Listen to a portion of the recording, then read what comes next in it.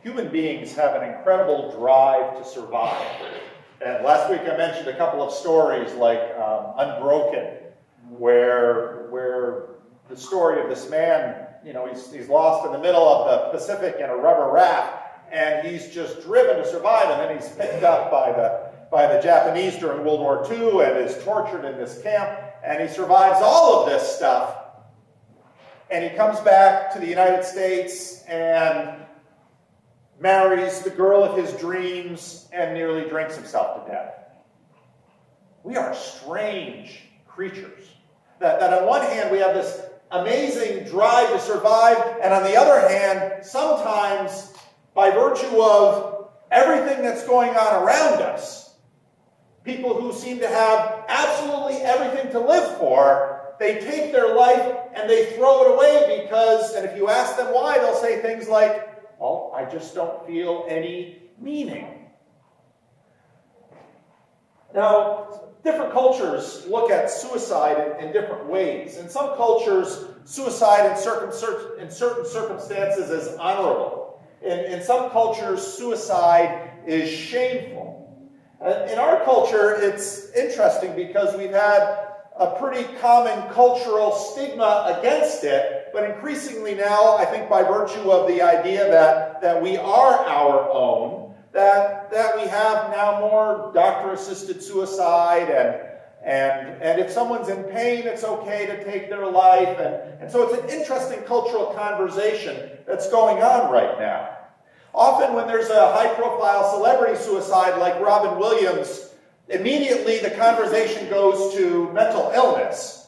And I think that's interesting because a lot of times we want to look at reasons like mental illness and to say, well, that's so that can't happen to me. That I can't get to the point where I look at my existence and just want to end it.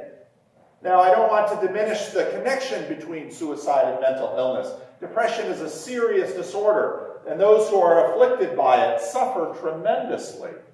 But the question of suicide and why we live and how we live is I think it's one of these questions that's kind of beyond us, and we look at it with fascination.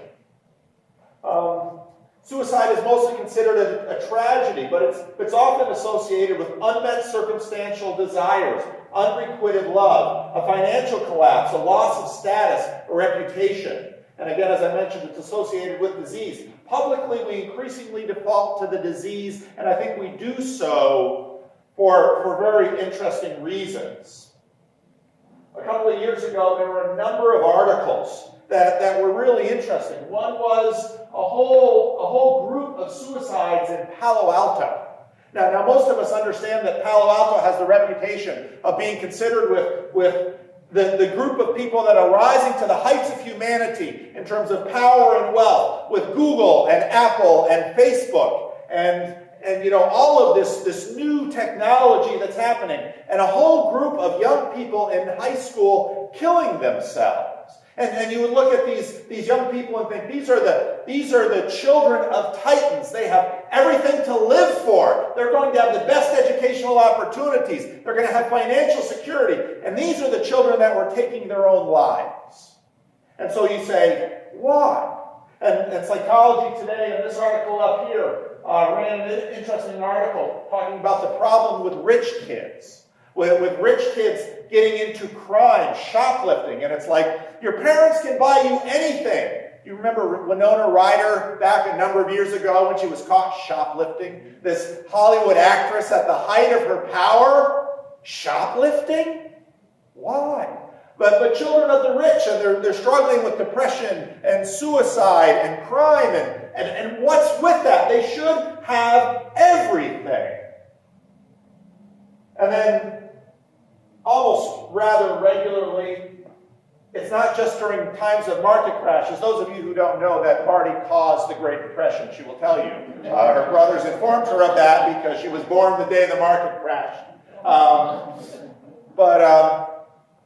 But even 2014, fairly regularly you hear about suicides on Wall Street. People who are supposedly at the top of the world and they end it all. So then I look to seemingly the opposite end of the spectrum in terms of humanity. Look to the Nazi death camps. And one of the strange things that happened there, two very perceptive observers of humanity in those death camps. One was Elie Wiesel, and he noted, he watched his fellow prisoners figuring out who lived and who died. And here he tells the story of a rabbi from a small town in Poland. He was old and bent, his lips constantly trembling. He was always praying in the block, at work, in the ranks. He recited entire pages from the Talmud, arguing with himself, answering and answering himself, endless questions. One day he said to me, "It's over. God is no longer with us." And Wiesel notes that was the turning point for him. He suffered the humiliation of everything that had happened and endured in the camp until the point that he decided that God was no longer with them, and then he died. Viktor Frankl, another Jew taken by the Nazis, separated from his fiancée, a young doctor, with everything to look forward to in life, goes into the camp and being a doctor, decides he is going to be an observer of the ghastliest type of human experiment you could see, and watch who lived and who died. And I remember reading his book, Man's Search for Meaning, which is an impressive book. And I remember when I read the book, this quote stood out at me. "The most painful part of beatings is the insult they imply." Here you've got a group of people that have been taken, everything's been taken away from them. But the most gripping part of it, the most painful part of the beatings was the insult. And so then you have to say, what are we? The Christian Reformed Church designates services during the year. Now the Christian Reformed Church is a strange denomination because most churches like to really get a lot of fruit out of nostalgia. The Christian Reformed Church, in terms of a tradition, is a very anti-nostalgic tradition, because those of you who grew up in the Christian Reformed Church knew that there were 2 services on Sundays, and in that evening service, 52 weeks a year, year in and year out, round and round and round and round, you went through the 52 Lord's Days of the Heidelberg Catechism. No stopping for Christmas, no Mother's Day observance, none of that sentimentality, we're going to do the work. That's very Christian Reform. But there's one holiday that the Christian Reformed Church observes which makes no sense, and that's Old Year and New Year's. Because if there ever was a pagan holiday, there it is. It comes out of the Roman calendar. Yet, year after year, the Christian Reformed Church would have an Old Year service, and in the tradition of the Old Year service, the point of the service was to think about the past year and take stock. And the text from that service is the text we will do today. But before we read Ecclesiastes 3, I want to start with Ecclesiastes 1. Because if you don't get to Ecclesiastes 3 through Ecclesiastes 1 and 2, you won't understand chapter 3. The words of the teacher, son of David, king in Jerusalem. Meaningless, meaningless, says the teacher. Utterly meaningless. Everything is meaningless. Now this word meaningless, havel, is an interesting word. It's one of these words that, now I know there are a few Dutch among us, and if I would stand up here and I'd say, I'm benout, a couple of you know exactly what I'm saying. And if you say, well, translate benout for me in English, well, it's kind of hot and close and uncomfortable, but there's no one English word that means benout if you grew up with it. And every language is like that. And this Hebrew word is like that because it's used in funny places. It's often used in association with idols in the Old Testament. It means vain. It also means kind of breath or wind. And so what the teacher here is saying is that life is meaningless. It's a breath. It's vain. It's illusory. And he's about to tell us his story that drifts to this. And one of the things that, if you read the first verse, and I read it, I think, the guy sounds suicidal. Meaningless, meaningless, says the king. Ooh, I lost my little mic there.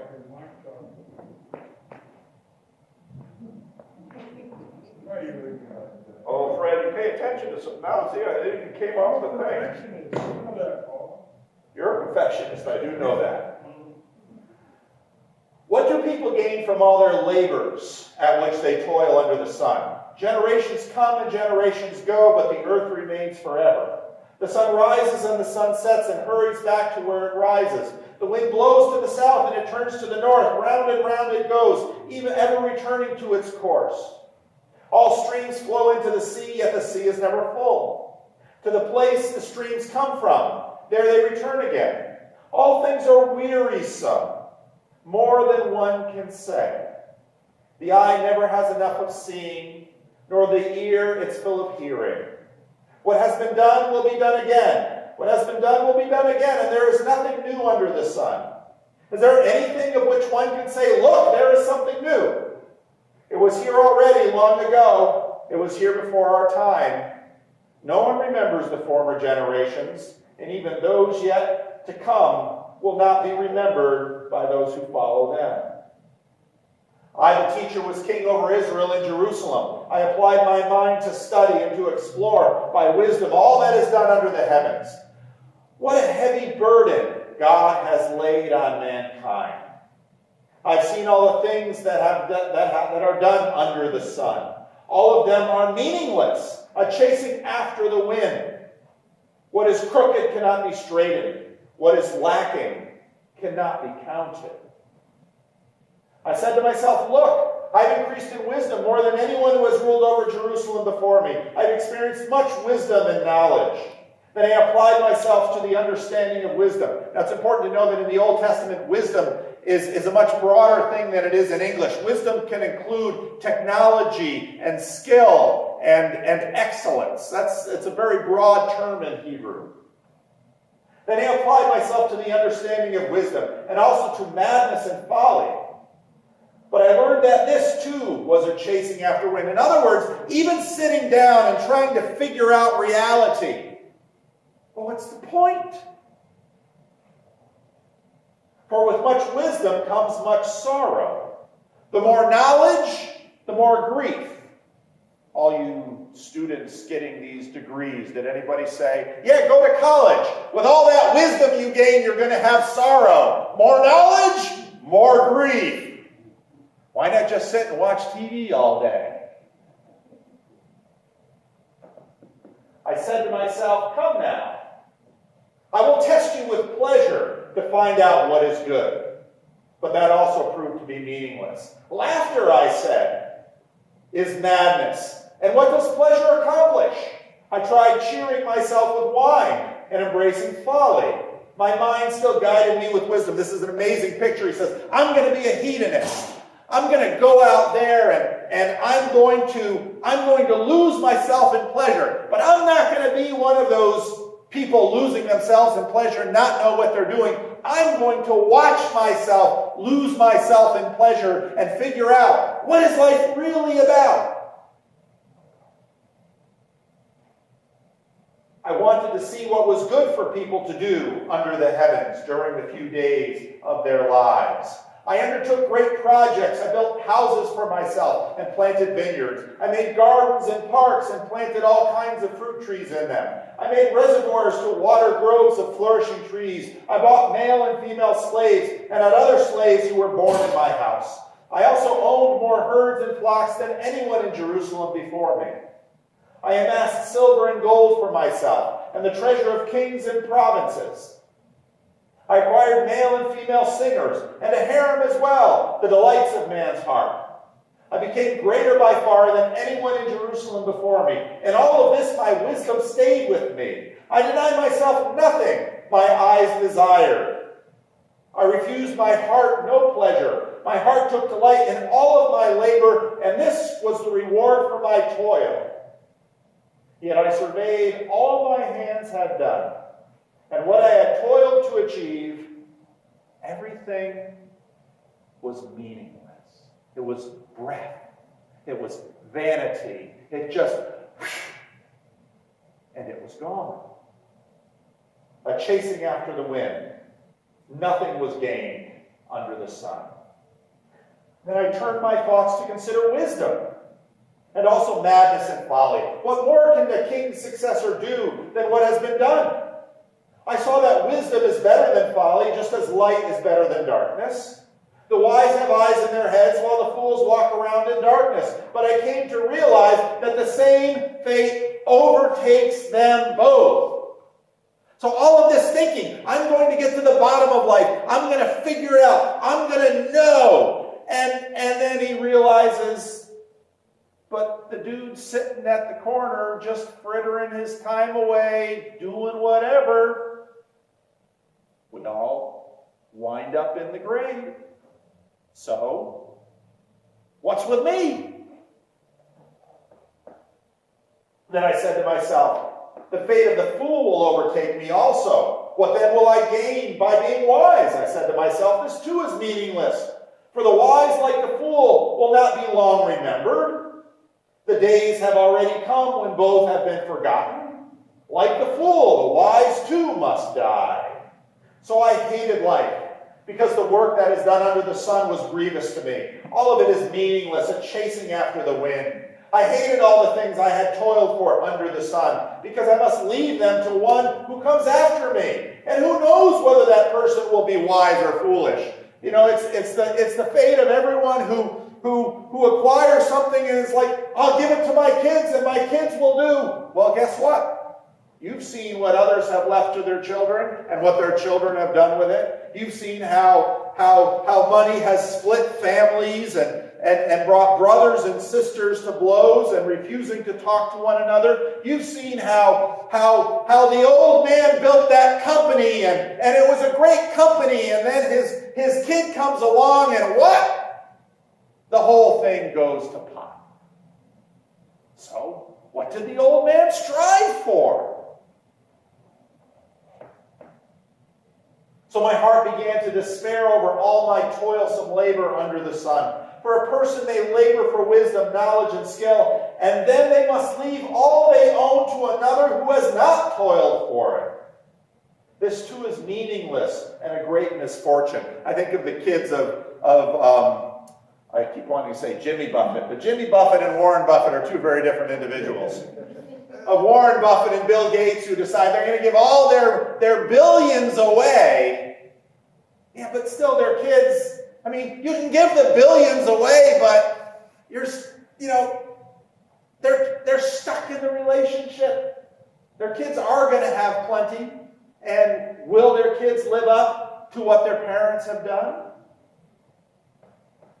This too is meaningless and a great misfortune. What do people get for all of the toil and anxious striving with which they labor under the sun? All their days their work is grief and pain, and even at night their minds do not rest. This too is meaningless. A person can do nothing better than to eat and drink and find satisfaction in their toil. This too I see is from the hand of God. For without him, who can eat or find enjoyment? So he says, well, I'll live in the moment. And while I'm sitting and enjoying the meal and enjoying good company, I'll live just in that moment. But my mind still goes into the future. I can't help it. To the person who pleases God, God gives wisdom, knowledge, and happiness. But to the sinner, he gives the task of gathering and storing up wealth to hand over to the one who pleases God. This too is meaningless, chasing after the wind. And then comes chapter 3. There's a time for everything, and a season for every activity under heaven.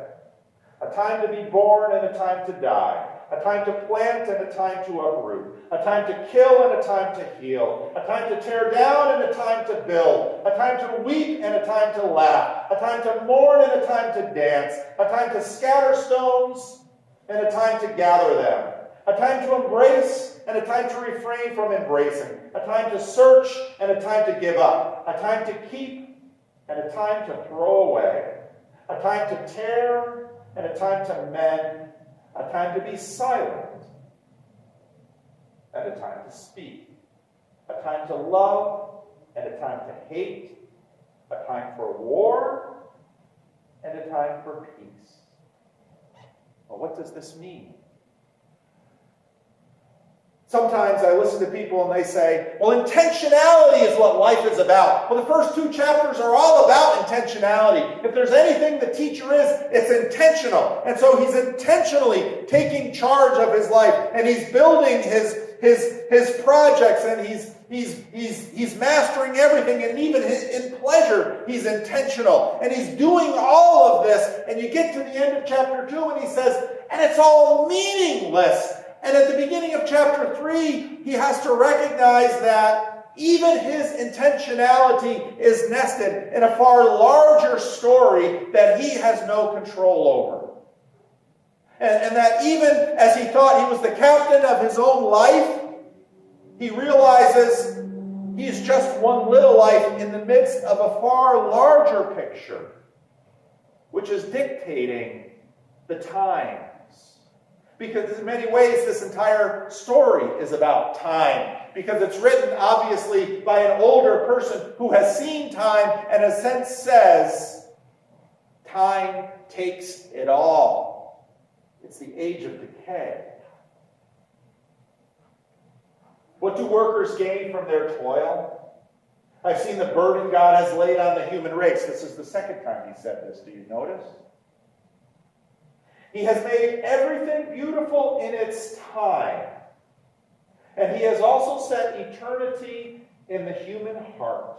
Yet no one can fathom what God has done from beginning to end. Notice what he does. He has made everything beautiful in his time. At the end of chapter 2, he says, I've done all of this stuff. I've achieved all of this greatness. In his book, The Road to Character, David Brooks talks about Adam 1 and Adam 2. Adam 1 has the resume virtues, and Adam 2 has the eulogy virtues. And the king has succeeded in all the resume virtues. He has the best education from the best schools. He is perfectly prepared so that when he steps into the world will give him everything that he asks. And he has received it. And he has done everything. He's had relationships, and he's had money, and he's had success, and he's had acclamation. And he looks back over it all and he says, it's breath. Robin Williams noted that he won an Academy Award. And then after he won out of the Academy Award, a week later he was leaving a comedy club. And someone says, hey, Mork. And he realized, I just won an Academy Award. And here some putz just says, hey, Mork, I'm still a Mork, from Mork and Mindy. Vanity of Vanities is an Academy Award. And time has me trapped. And time keeps marching on. And time forces my hand. And then I think, which is one of the most haunting verses in the Bible, puts it all right there. He has made everything beautiful in its time. All of that wonder was good. But he has also set eternity in the human heart. What a burden God lays on us. I can't just do it and be happy. Happiness doesn't last. I walk out of the club and, hey, Mork, and there I am. This is the existential puzzle. We are not like the animals. If I put a piece of food in front of my dog, Mookie is happy in that moment. The next moment, Mookie's moods might be all over the place. He literally lives in the moment. I can't do that.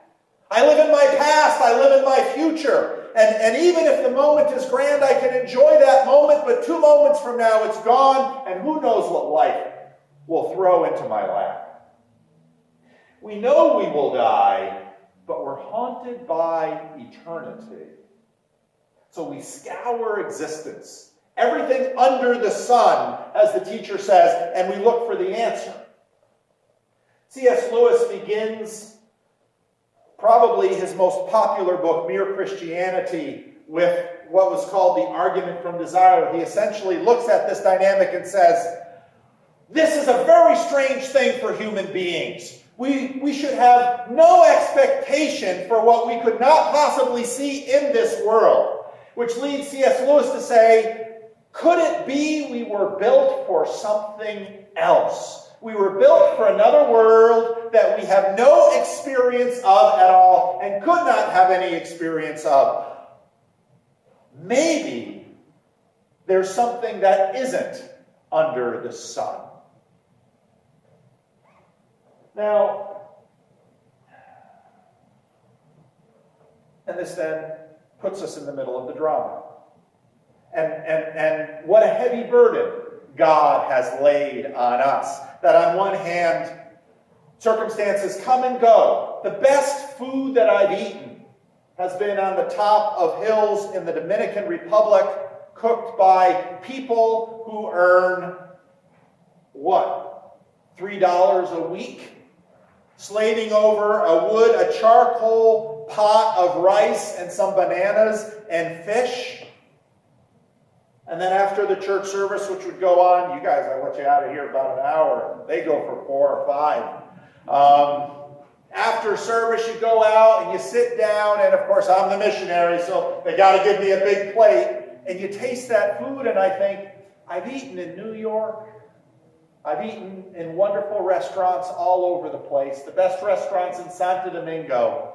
But the food cooked by these women who have nothing tastes better than all of them. Why is that? So here we are. And we travel through life, and circumstances bring us here, and circumstances bring us there. And maybe the circumstances are cruel, and life is hard, and we experience a lot of misery. Or maybe circumstances are ideal, and we sit at the top of the ladder, and then we look down on the ladder and say, what's it all about? And at the central story of the Christian message stands 3 crosses. And the Romans used crosses not only for torture and execution, but as political statements. And so the 3 men on these crosses, the Romans want to say, these people crossed us. But one of them is more ironic than the 2. And so the way the story goes, the 2 first start mocking the one in the middle, because everybody's hanging there, splayed naked, for on display with the crowd, enjoying their execution, spitting on them. But the one in the middle looks different, because everyone expects to know what the guys look being crucified. Either they're going to be, oh, woe is me, or they're going to be angry and bitter and cursing. But the one in the middle is different. A little later, someone else saw him and said, oh, I'm over at Peter. Sorry, I jumped ahead in my sermon. Peter, suicide haunts the end of the Jesus story. 2 of Jesus' disciples, Peter and Judas, both will betray him. Both will be driven to despair. Judas will kill himself. Peter, I bet, thought a lot about it. A little while later, someone saw him and said, you are one of them. Man, I am not, Peter replied. About an hour later, another asserted, certainly this fellow was with him, for he is a Galilean. Peter replied, man, I don't know what you're talking about. Just as he was speaking, the rooster crowed. The Lord turned and looked straight at Peter. Then Peter remembered the word the Lord had spoken to him. Before the rooster crows today, you will disown me 3 times. And he went outside and wept bitterly. Here's what I can tell you about life. Some of you, I'm only 54, some of you have lived a lot longer than I have. You will be tested. You will be tested in this life. You will be tested by suffering, or you will be tested by opportunity, but you will be tested, and you will fail at times. And sometimes you will fail dramatically. Ask anyone in this room that's lived long enough. They'll tell you. Even in the most secure, affluent, supposedly happiness-creating place in the world, you will need to come to terms with the deepest questions of your existence. You will not avoid it.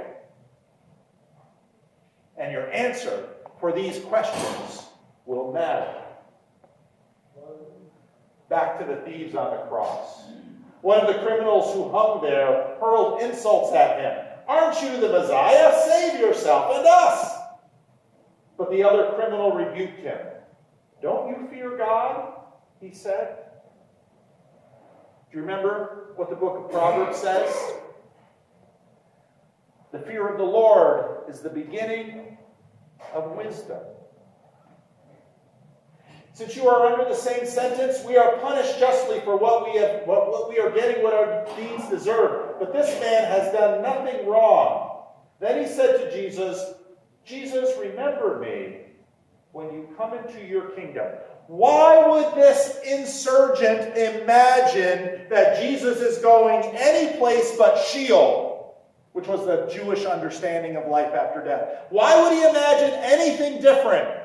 Except that he began by mocking Jesus, and he saw something in Jesus. Naked, splayed, head pierced with thorns, suffering, and said, there is something about this man. And Jesus says, truly I tell you, you will be with me in paradise. Jesus doesn't sit there and say, he did this many moral things, he did this many moral things, one outweighs the other. Jesus doesn't say that. By all accounts, this person might have been a very bad person. Doesn't matter. Just by looking at Jesus and seeing him in the face, Jesus says, I'm taking you with me. Notice the ironic answer to the mocking of the first criminal. They weren't really criminal, they were more like terrorists. 3 men being tortured. 2 are getting what wasn't unexpected in their circumstantial world. 1 is dramatically ironic. His death, too, was personal. And he was known for doing miracles and loving socially reprehensible people. Something in his manner moved observers not to just admire him, but to reach out to him with something like worship. 2 examples were at the complete opposite end of the situation. In another story, the Roman soldier looks at Jesus after he dies and says, surely this man was the Son of God. 2 people from the opposite ends of the spectrum look at Jesus and say, this man is the answer to the teacher's riddle. When I was looking at those articles on suicide in Silicon Valley, I noticed that the high school, they're trying to get their act together so that somehow they could address, but what do you give to these kids? They have everything. And I noticed right there in this picture, I am grateful for. I am grateful for. The movement of the gospel in the Heidelberg Catechism, that thing that the Christian Reformed Church marks 52 weeks a year, lockstep through, Mother's Day, Christmas, Easter, it didn't matter. You stuck to the Lord's Day. Misery. The words of the teacher are correct. Deliverance. Someone has come, and in his coming, the story is changed. Gratitude. What the thief on the cross says is almost nothing, but it's also everything. Remember me when you come into your kingdom. That tiny bit of faith is all that is required for Jesus to say, surely today you will be with me in paradise. So, if this is the case, how shall you live? The children of Silicon Valley figured out gratitude. Good choice. Let's pray.